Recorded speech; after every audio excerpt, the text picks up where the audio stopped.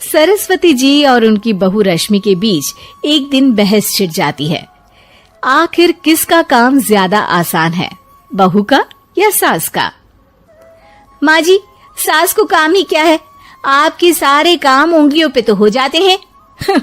कुछ भी। हाँ, हिसाब तो उंगलियों पे ही हो जाता है ना। अरे बेटा, ऐसा सिर्फ अभी लगता है।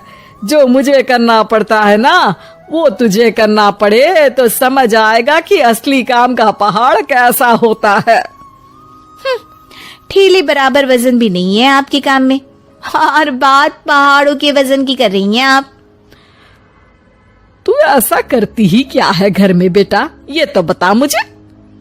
मैं थोड़ी ना कुछ करती हूँ, सब जादू से हो रहा है इस घर में।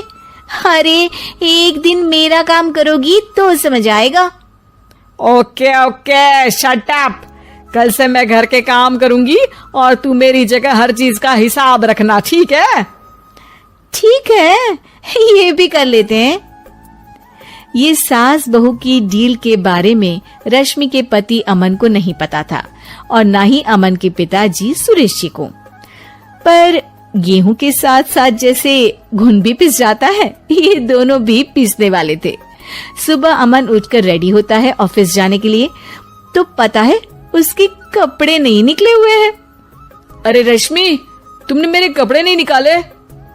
अपनी माँ से पूछो ना, उन्हीं का काम है ये। अमन अपनी माँ के पास जाता है। अब मेरे कपड़े आज आप देने वाले हो क्या माँ? हाँ, देना तो मुझे ही चाहिए, पर तेरी बहू ने कपड़े धोने ही नहीं डाले, तो कोई भी धुला हुआ कपड़ा नहीं है बेटा। हैं? ऐसा क्यों? कपड़े तो धोने आप ही देते हो ना माँ?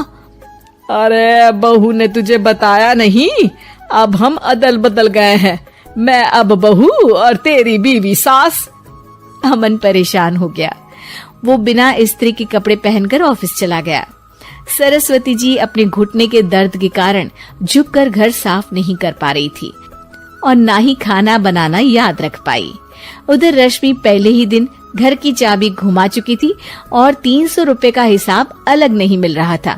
पर दोनों का ही घमंड कैलाश पर्वत से भी बड़ा था और दोनों ही खेमे एक दूसरे की बात मानने को बिल्कुल तैयार नहीं थे।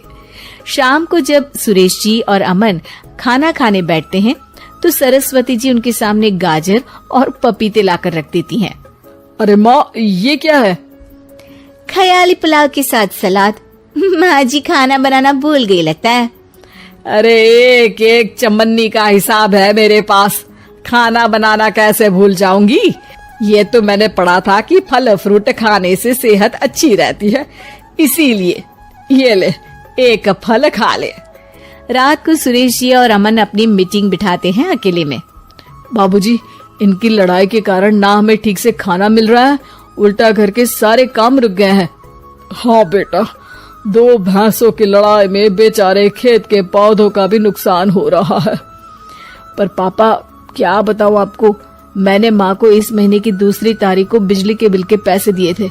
आज बिल भरने के लिए मांगने गया तो पता चला कि रश्मि उन पैसों से गैस सिलेंडर ले आई। अच्छा, तो सिलेंडर के पैसों का क्या हुआ? अब सिलेंडर के तो कोई पैसे नहीं थे बाबूजी, हमारे घर पर गैस की पाइपलाइन लगी है ना।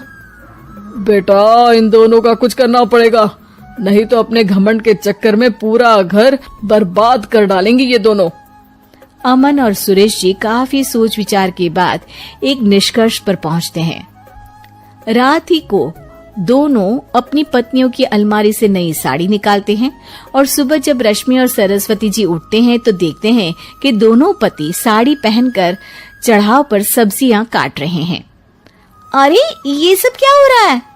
क्या हो रहा है मतलब? आप दोनों अदल बदल हो सकते हो तो हम क्यों नहीं? अरे क्या मतलब? नहीं नहीं, मेरी भी बचपन से किसी की बहू बनने की इच्छा थी, तो आज से सरस्वती तुम बड़ी बहू, मैं मिडल बहू और अमन छोटी बहू। अरे लेकिन सब घर पर बैठ जाएंगे तो कमाएगा कौन? ये घर कैसे चलेगा? अब वो तो भैया या बाकी लोग जाने, अब हमने भी अदल बदल कर ही लिया है तो कुछ नहीं हो सकता। रश्मि और सरस्वती जी को समझ में आ जाता है कि उन दोनों की आपस की डील की वजह से इन दोनों को बहुत तकलीफ हो रही है और उनके ईगो ने दूसरों को कितनी यातनाएं दी है। अब असल में माँ जी आप सही थी, सास बनना बहुत मुश्किल है। अरे हाँ बेटा, और तू भी, मुझसे तो नहीं हो पाया सब घर के काम, वापस बदल ले क्या? हाँ हाँ बिल्कुल माँ जी, और अब आप दोनों भी बदल लीजिए, कोई आ गया तो आप दोनों को देखकर क्या सोचेगा। अच्छा है, आप दोनों के समझ में ये बात तो आई, मैं फटाक से कपड़े बदल लेता हूँ। अरे रुक जा बेटा, एक फोटो ले लेती हूँ तेरी, मेरी बेटी होती तो तेरे जैसी ही दिखती साड़ी में। और मेरा फोटो नहीं लोगी?